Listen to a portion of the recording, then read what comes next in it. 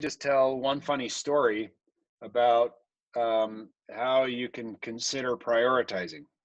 I was in your exact shoes about 20 years ago, and I was a sophomore in college, and I was walking around campus, and I was worrying about all kinds of things. I was worrying about what I should major in, what classes I should take. I worried about how I was going to make money, what kind of job should I have. I worried about who I should date. Could I convince anybody to go out with me? I worried about who I should, what kind of friends I should spend time with, and car insurance and health insurance and the game that weekend. I mean, I worried about everything, and I was stressed out. Unfortunately, my dad was a professor on the same campus where I was going to college. And so he was very wise. I always considered him to be very wise. He had been a college president. He was the president of Weber State University. And actually, a few years ago, he was president of Dixie State University. When Dixie State transitioned from Dixie State College to Dixie State University, he was the president. And so I always thought he had a lot of wisdom. And while I was a sophomore in college, I went to his office one day, and I knocked on the door, and he opened it, and I went in, and he gave me some juice and crackers, like I was 5, and I loved it.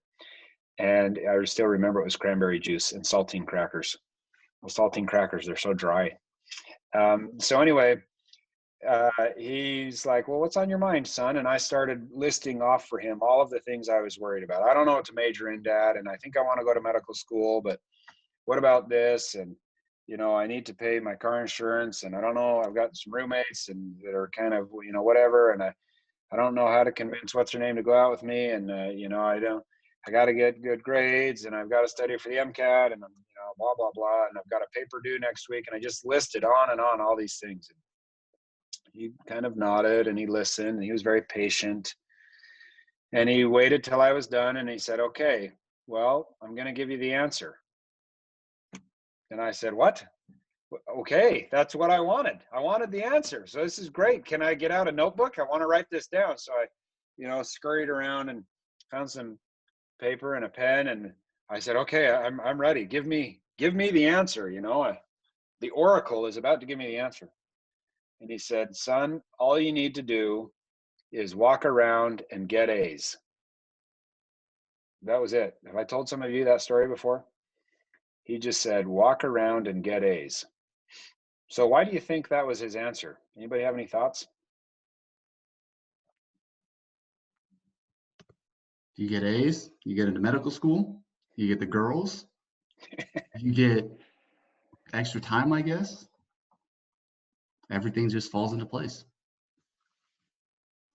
Good answer, Colton. Anybody have other thoughts on that? Do you like the answer? A's give you confidence. There you go. Good. That's true. A's give you confidence. Any other thoughts? Well, here's what I learned. I think the reason he told me that is because it gave me a prioritization scheme or a prioritization algorithm. I instantly knew what to do in every scenario. So when it was Thursday night and all my friends wanted to go climb a fence and jump into a hot tub and sit there for a few hours, I could say, wait a minute, am I getting A's in my physics class or in my biology class or in my history class? And if the answer was no, then I didn't go. I would instead go to the library and study. Or if it was Saturday morning and the person I was trying to spend time with socially wanted to go on a run and a hike for 3 hours, I would say, wait a minute, am I getting A's? And if the answer is no, then I would stop and study first. So you clearly have to be well-rounded, and you can't just study all the time, but you do, the truth is, if you want to go to medical school, you need to get A's, mostly A's. You can miss here and there and have some A minuses or B's, but you really need to have mostly A's, and you've got to crush the MCAT. So the only rejoinder that I would add to my dad's statement about walk around and get A's is I would say walk around and get A's and ace the MCAT. So if you'll do those two things, everything else will take care of itself, I promise. Okay, so when you're scheming and prioritizing how you're going to get into med school, there isn't really anything very magic The only magic is, first and foremost, get A's and get a good MCAT score. So if getting a good MCAT score means signing up for an MCAT study class, or making a blood pact with your two best friends that you're going to study every night for 3 hours, or whatever it means to you to get whatever it's going to take for you to get a good score in the MCAT, do that. And don't talk yourself into any kind of pathway that involves, shortchanging that. There is no secret beyond getting a good MCAT score and good grades. So I'm sorry if that's not a popular message. I know that can be stressful. I don't want to stress you out, but I do want to be honest. Now, once you get a good MCAT score and you get good grades, medical schools will look at a few things, and you listed them. They include leadership, they include service, and I'm going to argue that it also includes research. So has anybody here on the line had an opportunity to do any research? Any undergraduate research? Yeah, I saw Jonathan raise his hand. Anybody else? Jonathan, you want to tell us about your research? Sure. Yeah.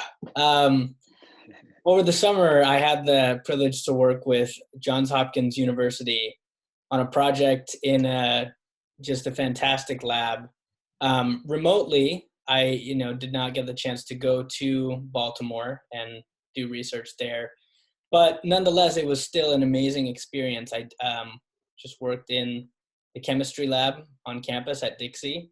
They would say, hey, we need you to do this reaction, work on that, tell us your results. And so that's what I did, and it was amazing. Jonathan, what did you get out of that experience? Oh, well, now I have, contacts, and I, built relationships with people at, one of my dream medical schools to get into. So that's definitely a plus, something beneficial I got out of it. I got a greater knowledge of specific area of research that I'm interested in. And so I'm now a little bit more familiar, with that, the terminology, the ins and outs of that research. So many things I got out. I could keep going. That's a good list. Did you, do you think you'll get a letter of recommendation from anyone there? I think it's definitely possible. Yeah. I built some pretty good relationships with my PI, as well as the, postdocs and graduate students that work in that lab. And I'm, comfortable enough with them that I yeah. How do you feel about talking to scientists and, principal investigators and world-class researchers? How do you feel about talking to them after spending a summer? Well, at first it was really overwhelming, and I think, I'd concede that even now it's still overwhelming, but I feel more confident. I'm not, out of the loop. Oh, what is this or what is that? I'm like, okay, I know what that is, or, oh, I'm familiar with that technique. So I have a lot more confidence in terms of talking about research. What do you think will happen when you find yourself in a medical school interview? Well, you mean in terms like do you think any of this will, any of your experiences talking to these Johns Hopkins scientists and doctors and researchers, do you think that'll impact the way you're able to talk to medical school interviewers? Oh, absolutely. Yeah. My experience definitely gave me confidence in, talking about that, relaying my experience as well as what I learned and what I feel like I'm now able to do moving ahead, which I hope would be, attractive to medical school as an interview. Yeah. Excellent. Thanks, Jonathan. I see Hannah on there. Hey, you did the same virtual Johns Hopkins experience. Yeah, I did. Can you tell the group what you learned by doing research beyond just the research project itself? Well, like kind of carrying on what Johnny said, like making those connections with a lot of people at like that kind of institution was really helpful. We worked in different labs, so I kind of had a little bit of a different experience. But like we have a group chat with my PI and a couple other of like the postdocs there, and we still chat pretty often. So I guess I got a lot of memes, like chemistry memes from the research internship. Made us some good friends, and then also like presenting. I got to present at a couple of conferences like virtually over the summer. And so learning how to present my research and to explain it in like really concisely and specifically was really helpful. And I hope that I could be that articulate in the future when I'm talking, but there's a lot to learn. So you learned some of the same skills that Johnny learned. You learned how to express yourself, how to speak to, people who have a lot of education and a lot of training, who have achieved exactly what you're aspiring to achieve. And you probably at first it was intimidating. yes. I mean, it still is a lot, but it's definitely nice. And I guess I felt more comfortable as time went on asking questions.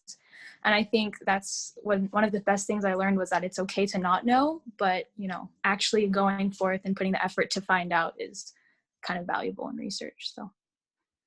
Do either of you, what are your plans, both of you? You're planning to go to med school. Do either of you think you'll try to do MD, PhD? What are you thinking? Am I going first, John? Yeah, for me, my goal is to do kind of the same thing that you did, a joint MD, PhD program this summer. Helped solidify, prior to, I was like, okay, this is something I'm pretty sure I want to do, but not sure. But my experience definitely helped solidify, okay, this is like the option, Great, that's great. Hannah, anything to add there? I'm kind of in the same boat as Johnny. I think right now I'm just need to get that MCAT score up there so I can apply to MD, PhD programs. Yep, good. Excellent. Okay, good. So, I think, thank you both for sharing that. I think there's some real advantages to conducting research. Now, there are a few tricks to know about. If you can demonstrate on your medical school application that you have participated in research, it says several things. What do you think a medical school interviewer would interpret from seeing your efforts in research? How do you think they would relate to that? What do you think they would say about that? Anybody have thoughts? What are the advantages to doing research? Would an interviewer care? Does a medical school care? What do you think they're going to say? I think firstly they notice right off the bat that you actually like science. You actually care about science and that you have a passion for it. Yep, totally agree. Great answer. Yes, I think it says that you are interested in science. I think it also says that you are trying to go outside of the norm. You're trying to do something extra. You're trying to, kind of broaden your mind. It says something about your commitment to self-learning, right? And as a doctor, I can tell you, you're learning all the time. I just had an experience today with a patient where I learned something that I wish I had known sooner. And so it's kind of a constant learning process. When you're done with med school, it doesn't end. What else? What are the other reasons to do research? What do you think a medical school will think if they see that you've conducted research or engaged in research as an undergraduate?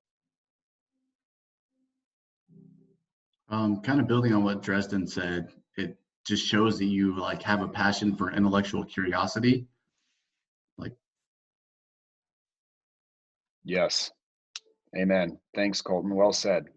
Okay, what does everybody think? What's the magic number? How much research should you do? Do you need to do a month? Do you need to do a year? Do you need to do 3 years? Does it matter? I feel like it wouldn't really matter. It just has to be meaningful and a really good experience for you to be able to demonstrate in an interview. Cody, well said. Great summary. I agree. I think the only thing you want to do is demonstrate a sustained commitment, right? So you want it to, and it doesn't really matter if you spend an hour a week or if you spend 10 hours a week. You know, who has time for 10 hours a week? But if you spend some amount of time over a certain period and you achieve something, you accomplish something, they're not going to really ask you how long did you spend. You just need to spend enough time that you can speak to it articulately, and that you understood your project well, and that hopefully you accomplished something. And you can, you know, even if it's not a publication, at least you can say, you know, here's where here's the status of the project, here's what we achieved. Okay, so how does anybody have any thoughts on how you get involved in research? Anybody have ideas? How do you get involved in research? Talk to people that are doing research. Yeah, I didn't see who said that. Great answer. So do anybody know people doing research? I guess we just heard from Johnny and Hannah. They're doing it, or they have done. What about faculty members? Are there faculty members on campus that you know you can talk to? Yes, I see people nodding their head. I agree. I actually know quite a few of the faculty members. Rico does some, Aaron does some, a few of the other faculty members, there are quite a few, have research projects that are open to undergraduates. And I think they'd be delighted for you to knock on their door one day and say, I want to get involved in a research project. Can you help me? I think the answer would uniformly be yes. What about during the summer? Are there opportunities during the summer? Yes. Yeah, what are some that you know about? Was that Jessica? Jessica, do you know about any? Off the top of my head, no, but when I've talked to people about doing research, then they always seem to say that their research assistants aren't really available a lot of times in the summer. And so they they're kind of desperate for research assistants in the summer. So there's a lot of opportunities. Yep. Yeah, so I would echo what Jessica just said. I would add to that there are opportunities. Doug Sansbury, I saw he was on the call for just a minute, but Doug Sansbury, of course, you know him. He's the faculty advisor for DPMA, and he has a list of opportunities in his office. So you could approach him. But during the summer, for example, there is this Stanford research summer internship that I helped to sponsor along with the Johns Hopkins one. That's the same application and interview process for both. So you just do one application, one interview, and you're considered for both Stanford and Johns Hopkins. The University of Utah has summer undergraduate research opportunities. You can go to their website and find those online. Dixie State has quite a few summer research opportunities. And then even Intermountain Precision Genomics, where I work, has some opportunities as well. So if you don't have time for some on the call, the prioritization schema should be, I got to walk around and get A's and crush the MCAT. And so therefore I don't have time to do research, and that's okay. But then maybe during the summer, if you take those months off and you're not doing classes, or you have a lighter load, that would be an opportunity to go get involved in research. So those are some opportunities. Any questions or comments on those opportunities or any other opportunities?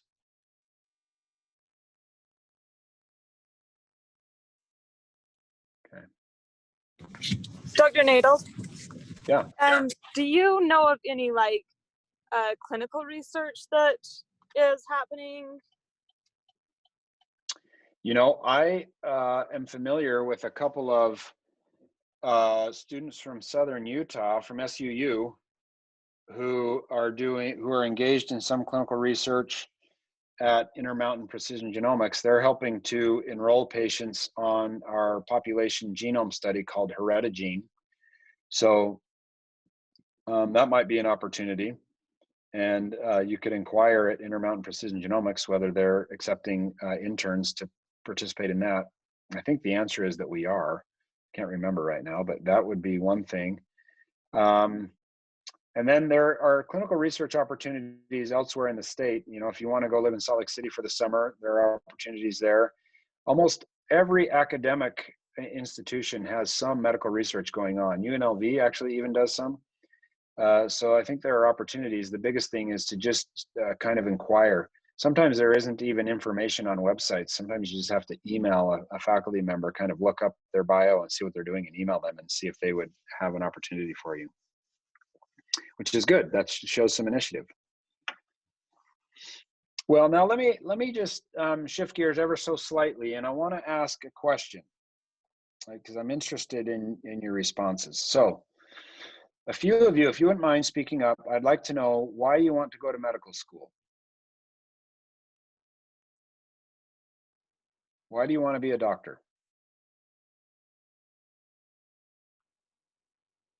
I guess I'll go first. For me, it's actually something I've always wanted to do, but the more schooling I got and the more I got exposed to the field, the more I realized that's not a good enough reason. But as I got exposed to it, I'm fascinated by medicine and actually by patients. I got the opportunity to follow some family docs, and I never thought I'd be interested in that, but it turns out it's just fascinating. You meet people and their issues and just the challenge of finding and helping. And I guess that's what's got me hooked to the point where I'm like, yes, this is absolutely what I want to do. Okay, great answer. Thank you, Daniel. Other thoughts, other answers? I think for me, I took an anatomy class in high school, and then I realized I really loved learning about the human body and stuff. And then that inspired me to go get my CNA. And after that, I think I was hooked because I worked as a CNA at a nursing home, and I really like helping people a lot. And I realized the impact that you can have in people's lives, and just seeing how it affected people, I really wanted to make an impact like that. And, yeah. Okay, excellent. Was that Tyler? I think that was Tyler. Okay. All right, great answer. Other answers? For me, I want to help bridge the gap between EMS and the hospital and help to get better emergency medicine out to rural areas. So yeah, that's kind of my reason. Excellent. Gosh, I missed who was saying that. I couldn't see who was talking. That was Jessica. Oh, Jessica. Okay, good. All right, great. For me, Anybody? I want to go to medicine because I want to acquire this knowledge and then apply it to the communities or society. Example, if you are in a room and something happened, like an emergency, and you are like in a airplane, and then you're the only one who's a doctor, being able to step in and have this knowledge to help people is kind of fulfilling than someone just watching from afar that you can't have an input in society. So that's, I don't know if I explained that well, but that's how I think the reason why I want to go to medicine. It's really hard because the last couple of years I was struggling with what I truly want. But this one guy, his name was Daniel Rivera, and he was on a skateboard, and I saw him stumble and hit his head. It was really fast. And we went to run to him, and he was bleeding. And for me, I was standing there watching him. It's like, okay, if I am a doctor and being able to know what to do and help these people, that's incredible. And during the time, I was still like a junior. I don't know a lot of things about medicine yet, but that kind of sparked my interest in medicine. Yeah, great. I love that story. Thank you, Sheena. It's fun to think about how to help people in crisis, isn't it? You know, the one thing that happens occasionally is you'll be sitting on an airplane and they'll say, "Are there any doctors on board?" We always joke when we're hanging out with, you know, fellow doctors hanging out talking. We always joke about, "Oh boy, what are you going to do when they come over the overhead speaker and say, 'Are there any doctors on board?'" It's always kind of like a game, like who's going to speak up first, you know, and what kind of doctor is going to speak up, you know. So you my always host hope there's like, yeah, is go ahead, Sheena. also a physician. You probably know her. You're probably friends with her, Sharon Richens. So Oh yeah, I know Sharon. Yeah. I really look up to her. Well, aside from she's my mom, but how she how she impacts the society is the one that interests me the most, because in a situation, even though they don't need a doctor, but like she uses her knowledge to help people, even though sometimes they don't need, but she I don't know how to say it, but she really want to help people, even in like public places. If she sees that someone who needs help, she would stop and just help them, and that's incredible, you know. Yes, I love that. Yeah, I'm glad that that has been inspirational. We just heard from Daniel, Tyler, Jessica, and Sheena. So you heard their responses. Who gave the correct answer to the question, why do you want to be a doctor? Everyone. All of them. Oh yeah, yeah, right. That was kind of a cheesy question, I guess, wasn't it? But it's true. So actually, here's what's interesting. The reason I wanted to go through that exercise is when I interviewed students for medical school on behalf of the University of Utah School of Medicine, I would ask that question, and the dean of the medical school and the acceptance committee asked us to ask that question. They requested that we ask that specific question. And then guess what? It didn't actually matter what answer people gave. In fact, I never really cared what answer they gave. I only cared about how they responded. And I paid attention to several things. Number one, could they immediately give me an answer that I knew they had thought about? Right? So if you aren't sure and you're in an interview setting and you start sort of fumbling around and thinking, well, I think it's because of this, or I think it's because of that, it makes me wonder how much thought you have put into your decision. You know, going to medical school is a really big life decision. So you want to be able to clearly explain why, and you want to demonstrate that you have put some thought into it. The second thing that I watched for is how well did someone express themselves? Could they speak clearly? Could they look me in the eye? Could they talk without getting nervous or, you know, being shy? It's okay to, you know, be a little nervous, but can you just speak clearly? So, you know, this second point about just being able to express yourself and be articulate is so important. And that's the reason that, you know, what Johnny and Hannah learned during their research experience was not only how to think about research and how to expand your mind, but they learned how to express themselves and to speak to people that might otherwise be intimidating. So that's an important skill. You want to practice that. By the way, I thought Daniel, Tyler, Jessica, and Sheena were excellent. I thought you all expressed yourselves very well. I thought it was clear to me you had put some thought into it. And so this takes me to the last point, is that I loved you were all authentic. I felt like you each gave your own answer, and I felt like it was personal to you. I felt like you told me the truth. So it's really important to tell the truth because people can tell. And the word that they'll use for that is authenticity. Are you really authentic? Meaning, do I really believe what you're telling me about why you want to go to medical school? So I bring this up in the context of research only because that's one of the things that research teaches you, is how to think critically, how to express yourself clearly, and how to really speak to people when you might be a little bit intimidated. So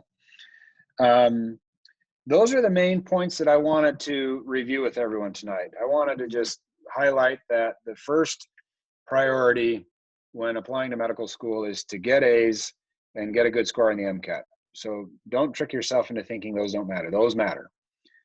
The next thing I wanted to highlight was that participating in research really opens up avenues. It teaches you a lot of things. It teaches you how to think in a way that regular school doesn't. It teaches you how to speak to people. It teaches you how to formulate your thoughts and share those clearly. We talked about different ways that you can get involved in research. There are on-campus opportunities. There are off-campus opportunities. There are summer opportunities. So I would encourage you to investigate that. And how much time you spend in research doesn't matter nearly as much as having a project that you're engaged in, that you understand, that you can describe and explain clearly if someone asks you about it, and where you hopefully accomplished something. That's what matters.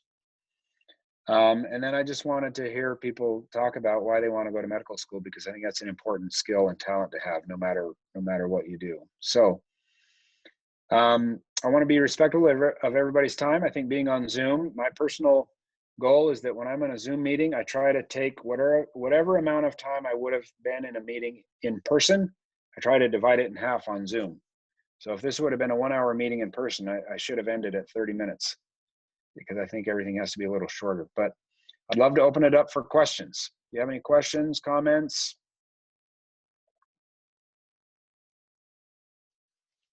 What kind of research did you do as an undergraduate and then a graduate student? Great question. I decided that I wanted to go to medical school because I had been really inspired by some doctors I was around in my formative years. And I loved how they helped people. I loved their fund of knowledge. I thought that it was cool. They knew things that nobody else knew. And I loved that they used that to help others. They were selfless. So I wanted to emulate that. And so and I thought that research was important, and I thought I might want to be involved in it. So just after I had that conversation with my dad, my sophomore year of college, I wrote a letter to the head of the Huntsman Cancer Institute in Salt Lake City. And I said, hey, I'm an undergraduate. I understand that you might have some research opportunities. Is there anything that I could do? I'll do anything.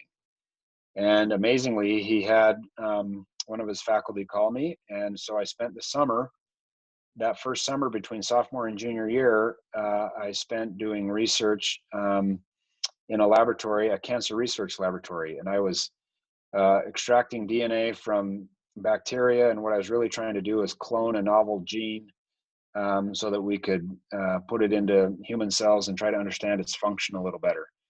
And so that was my first summer. In my second summer, I had such a good time. I called that same investigator and he allowed me to come back. So my second year, I did some similar research. I was evaluating the role of DNA methylation in gene expression as part of colon cancer development and colon cancer signaling pathways. And that was so much fun. I did those 2 years that my senior year of college, I found an on-campus research opportunity.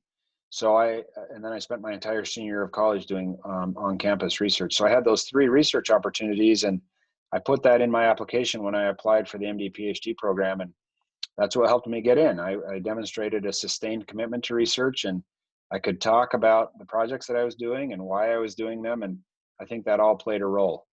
Doing an MD PhD program for me was the best thing I've ever done. It completely changed the way that I think. What a PhD does more than anything is it trains your mind.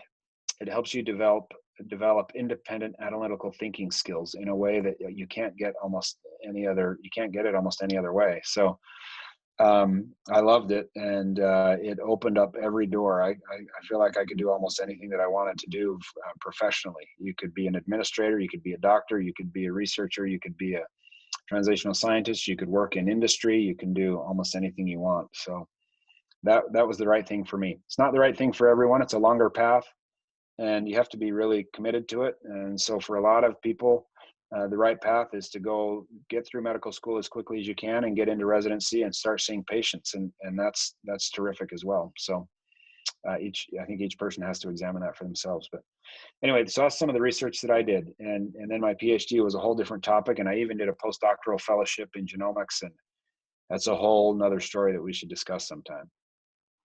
That's awesome. Thank you. Yeah. Other questions? If you could give advice to your younger self, what advice would that be? I think, I love that question. I think it would be, don't stress. You know what you have to accomplish, and stressing about it doesn't make it happen faster. So just enjoy the process. I think I would just enjoy every day.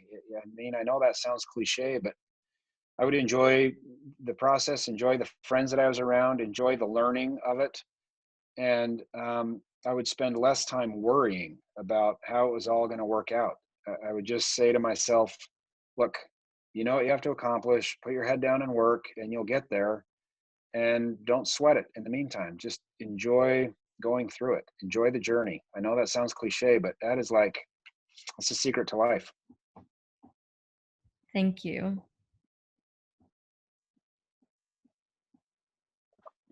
Did you know that you wanted to go into oncology before your research with the Huntsman? I didn't. No, I was not sure. In fact, I didn't really understand oncology as a discipline.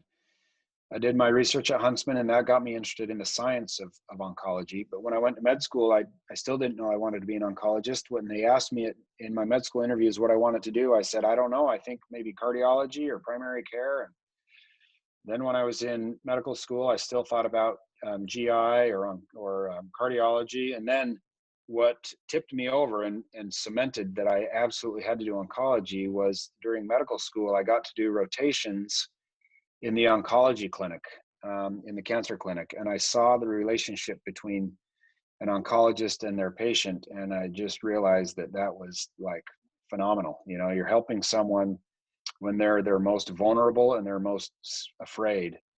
And it requires a lot of patience and compassion. And that's what those patients need. And that's what I wanted to do. And I have loved every minute of it. I can't imagine ever being any other kind of doctor. Although I have friends that are all kinds of excellent doctors, and everybody finds their niche. You'll find it. You don't have to, that's another thing you don't really have to worry about because you figure it out in med school. I wouldn't spend time now trying to figure out what kind of doctor you want to be. There's no way to know. Just worry about getting into med school. And once you're in med school, you'll figure it out.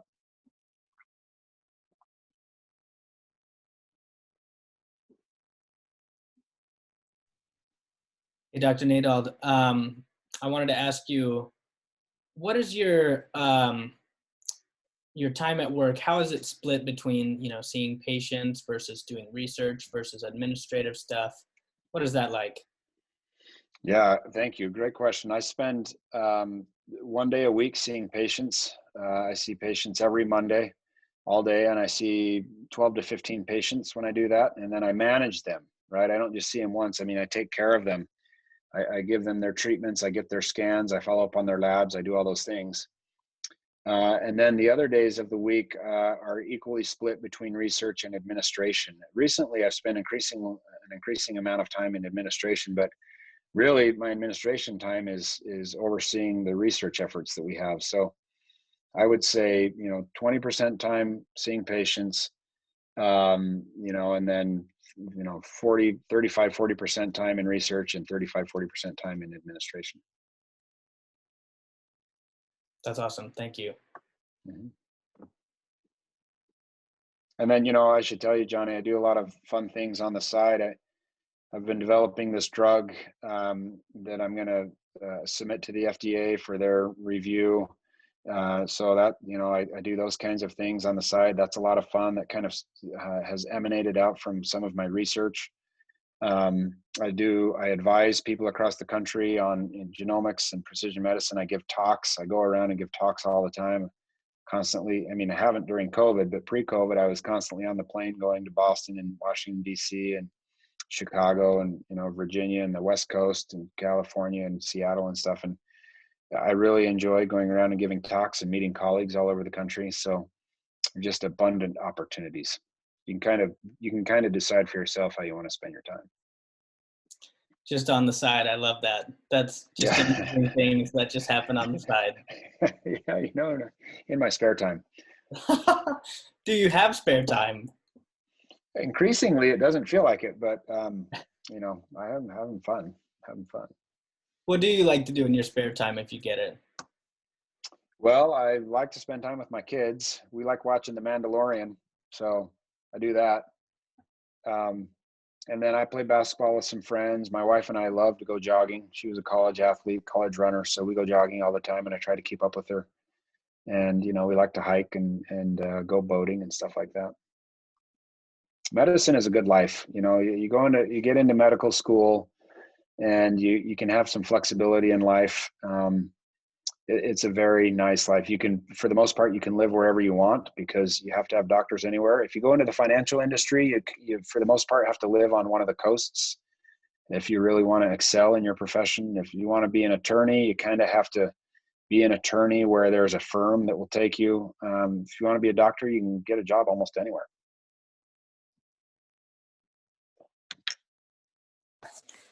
Dr. Nadauld, do you ever do virtual shadowing Do you ever have students do virtual shadowing with you?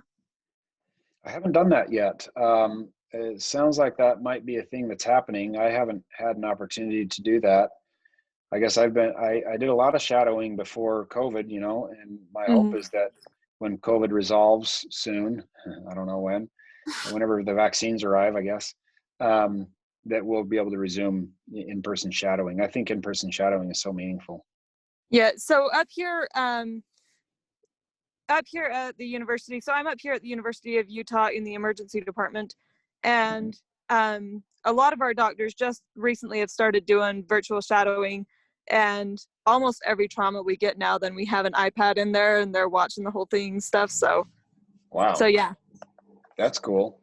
Well, I'll look into that. I don't know if we're doing that in our cancer clinic or not, but I'll check and see. Thanks. Mm-hmm.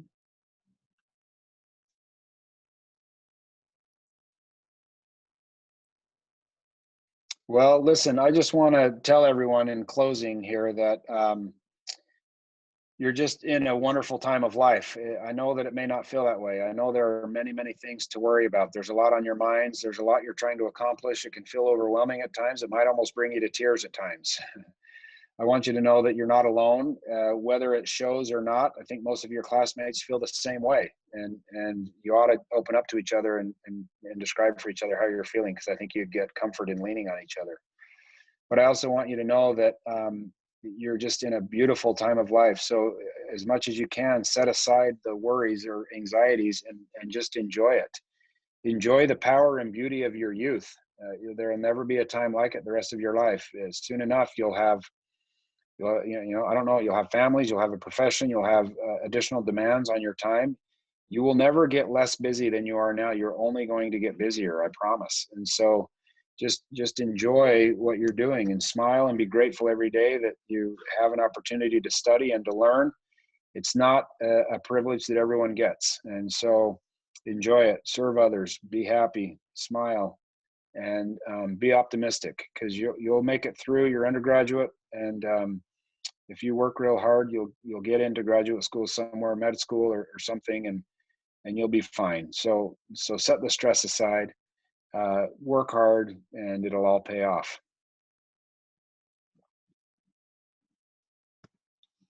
Awesome. Well, thank you very much for taking time out of your busy schedule to talk to us. I mean, you've already explained how you go all over the country to give talks to people. So being able to talk to us is a huge deal. And I hope you realize that. Well, my pleasure. Thank you. I love spending time with medical students, pre-med students and med students. So it's always a pleasure. You have an energy about you that is infectious. So hold on to that. Stay optimistic and just be yourselves. Thanks for the time, Colton. Thanks for arranging this. It was all you guys. I just fell into the position. All right. Thanks, everyone. Have a good night. Take care. Walk around and get A's and crush the MCAT. Yeah, everyone, before you leave, write that down. Have a good I don't know night. when your next test is, but go ahead and write that down on your next test whenever you can. Walk around, get A's. If you're studying for the MCAT right before you start, crush the MCAT, write it on top. There you go. Ever since this talk last year, I've had walk around and get A's on my sticky note on my laptop. There you go. Okay. Take care, everybody. Thanks, Dr. Nadauld. You're welcome. Thank See ya. you. Bye-bye. Thank you. You're welcome. You're welcome.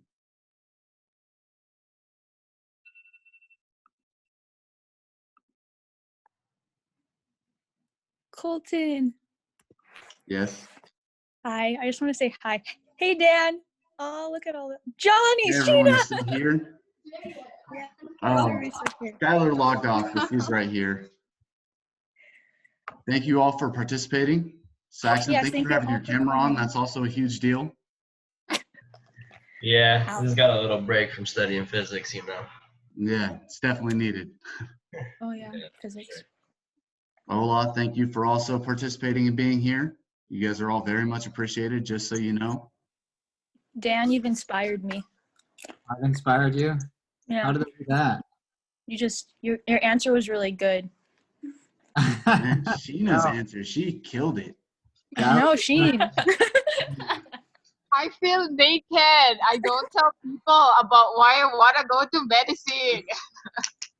I mean, you But told it to the right person, so. I was embarrassed. I was scared, man. Anyway, who's here? Hi, Idris. This is an Hi, elite Scott. group that's still on, just saying. Johnny. I just don't want to get back to physics, so that's why I'm out for you guys. Yeah, I don't want to get back to school at all. And we got Drez posing as Idris.